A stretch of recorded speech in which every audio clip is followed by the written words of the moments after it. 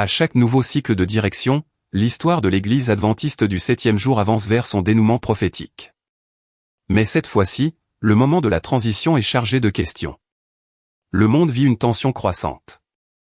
Les crises politiques, religieuses et morales se multiplient.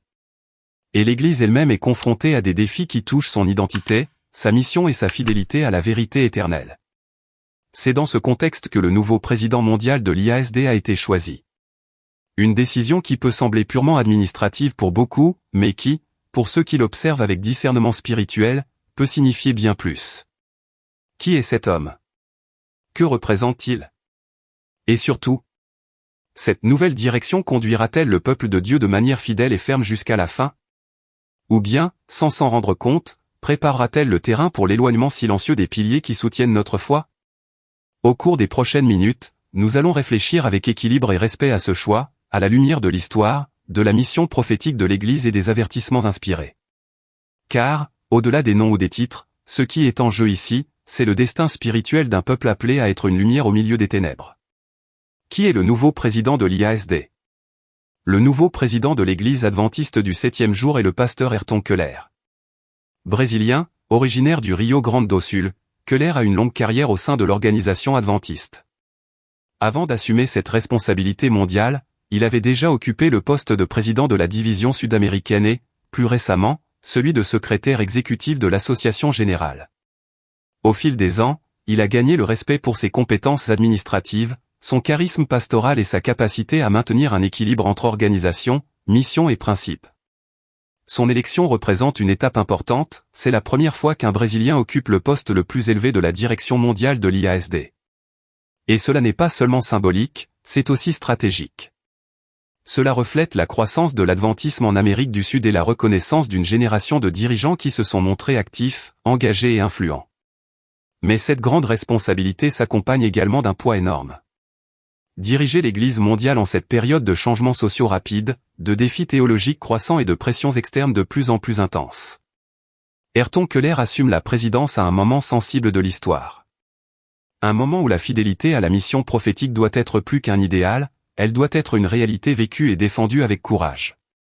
Le contexte actuel de l'Église. L'élection d'un nouveau président ne se fait jamais dans le vide. Elle est toujours liée au moment spirituel que vit l'Église. Et le moment actuel est tout sauf ordinaire. L'Église adventiste du 7e jour vit une tension constante entre deux extrêmes, d'un côté, la fermeté doctrinale qui a marqué sa naissance prophétique, de l'autre, une pression croissante en faveur de changements, d'adaptation culturelle et de concessions théologiques.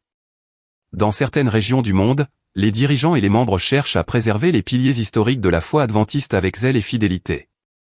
Dans d'autres, des propositions visant à actualiser le message, à réviser les pratiques et même à redéfinir des principes auparavant considérés comme non négociables voient le jour. En outre, il règne un climat d'inquiétude spirituelle parmi les membres. Des thèmes tels que l'identité, l'autorité prophétique, la pertinence du message du jugement et la sainteté de la vie font l'objet de débats de plus en plus fréquents, parfois avec révérence, parfois avec controverse. Derrière les coulisses administratives, il existe également des tensions invisibles. Les décisions concernant l'ordination, l'utilisation d'un langage inclusif, l'approche des mouvements sociaux, les relations avec les autres confessions et la manière dont l'Église doit se positionner face à la mondialisation. Et tout cela se produit dans un contexte mondial d'instabilité morale, religieuse et politique croissante. La question qui se pose est inévitable. À une époque comme celle-ci, quelle doit être la priorité des dirigeants de l'Église? La pertinence face au monde ou la fidélité face à Dieu? C'est là que la figure du président de l'Association générale prend toute son importance. Car, plus que gérer des structures, il influence les orientations. Plus que représenter une institution, il représente une vision spirituelle. Une direction. Un poids d'autorité qui peut rapprocher ou éloigner l'Église de sa vocation prophétique. Les choix que cette direction peut faire. La question n'est pas seulement symbolique. Elle est réelle. Le nouveau président de l'IASD va-t-il sauver, ou éloigner l'Église? C'est une question qui a un poids spirituel. Car même si l'Église est guidée par Dieu, elle est aussi composée d'hommes et les hommes prennent des décisions. Des décisions qui peuvent honorer le ciel, ou plaire à la terre. La direction d'une Église mondiale comme l'IASD n'est pas seulement administrative. Elle est spirituelle. Elle est prophétique. Elle est responsable devant Dieu et devant des millions d'âmes à travers le monde. Chaque accent, chaque silence, chaque priorité révèle la direction invisible qui est choisie. Et les choix ne tardent pas à apparaître. Quel type de message sera promu à partir de maintenant?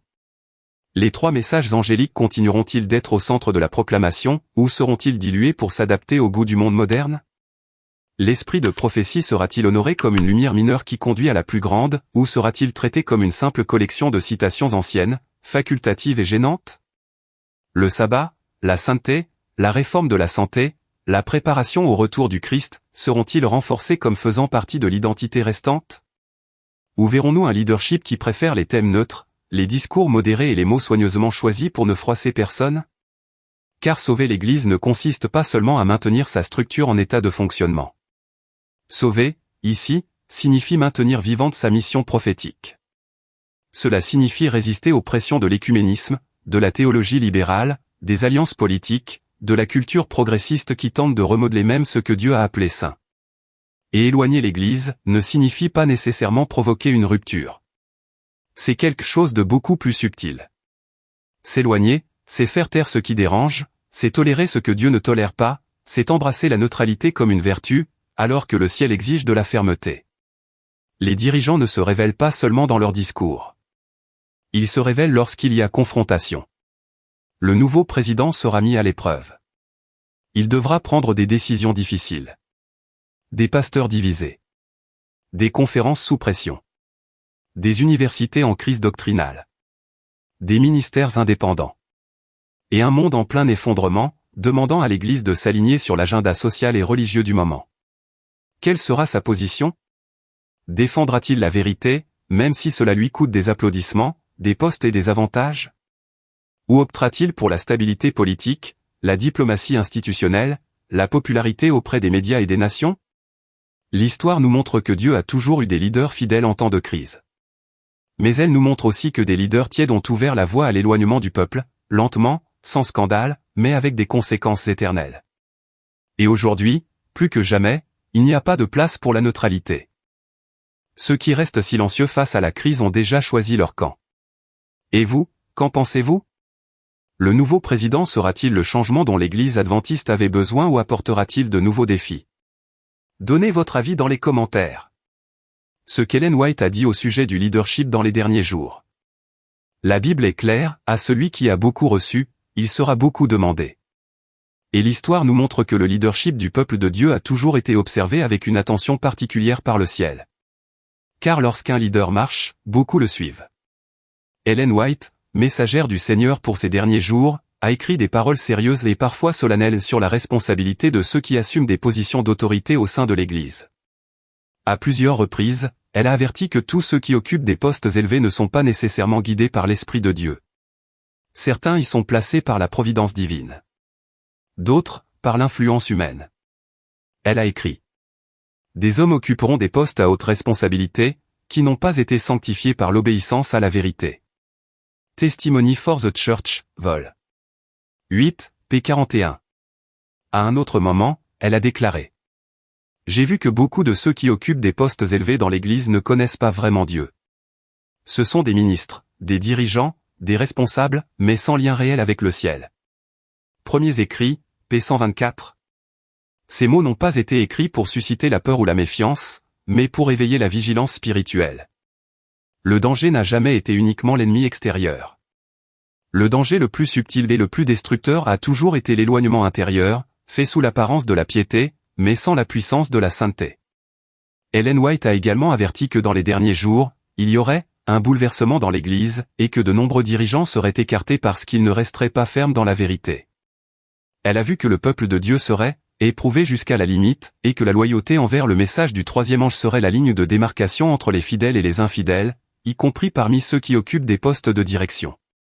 C'est pourquoi, lorsque nous regardons un nouveau président, quel qu'il soit, notre devoir n'est pas de juger son apparence, son passé ou ses origines. Notre devoir est d'observer dans la prière les fruits de son leadership et de les comparer à ce que l'inspiration nous a déjà avertis. Car Dieu continue de guider cette Église. Mais il continue aussi de mettre ses dirigeants à l'épreuve. Et en tant que membres du corps du Christ, nous sommes appelés à être vigilants, fidèles et attachés à la vérité, quelle que soit la personne qui occupe la plus haute fonction au sein de l'organisation. L'histoire de l'Église adventiste du 7e jour s'écrit sous nos yeux. Un nouveau président a été élu. De nouvelles décisions seront prises. Et de nouvelles orientations émergeront inévitablement. Mais en fin de compte, la question la plus importante ne concerne pas seulement lui. Elle nous concerne tous. Après tout, la fidélité de l'Église n'a jamais été entre les mains d'un seul homme. Elle a toujours été entre les mains d'un Dieu qui guide avec fermeté, mais qui juge aussi avec justice. La question que nous avons posée au début, ce président va-t-il sauver ou éloigner l'Église, reste importante. Mais la question la plus urgente aujourd'hui est peut-être la suivante. Êtes-vous prêt à rester fidèle, même si les dirigeants ne le sont pas? Êtes-vous prêt à garder votre foi inébranlable, même si des décisions viennent tester votre conviction? Car nous vivons une période inhabituelle. Le bouleversement a déjà commencé. Le tamissage est en cours. Et, comme l'a dit Ellen White, tout ce qui peut être ébranlé, sera ébranlé. Les dirigeants peuvent échouer. Les institutions peuvent dévier. Mais les fidèles resteront debout. Affermis dans la parole. Guidés par la prophétie. Fortifiés par l'esprit. L'appel aujourd'hui n'est pas seulement d'observer le nouveau président de l'Église. Il s'agit de regarder à l'intérieur. De réaffirmer nos engagements. De revenir à la simplicité de la foi. Et de décider, de manière personnelle et intransférable, que rien ni le leadership, ni la culture, ni la structure ne nous éloignera de la vérité. Car, en fin de compte, ceux qui resteront debout ne seront pas ceux qui occupent des postes. Ce seront ceux qui ont la foi. Si cette vidéo a touché votre cœur, je vous demande de laisser un « j'aime ». Si vous ne l'avez pas encore fait, cela aide beaucoup à faire passer ce message à davantage de personnes. Abonnez-vous à la chaîne, activez la cloche et partagez ce contenu avec vos frères et sœurs et vos amis qui aiment aussi la vérité. Et si vous souhaitez soutenir ce ministère afin que nous puissions continuer à produire ce type de contenu, vous pouvez le faire via Super Chat. Votre soutien fait la différence et nous aide à diffuser ce message toujours plus loin. Maintenant, dites-moi ici dans les commentaires. Quelle est votre opinion sur le moment que vit actuellement l'Église? Pensez-vous que nous entrons dans une nouvelle ère de réforme, ou d'épreuve? Je lirai tout attentivement. Que Dieu vous bénisse et, à la prochaine vidéo.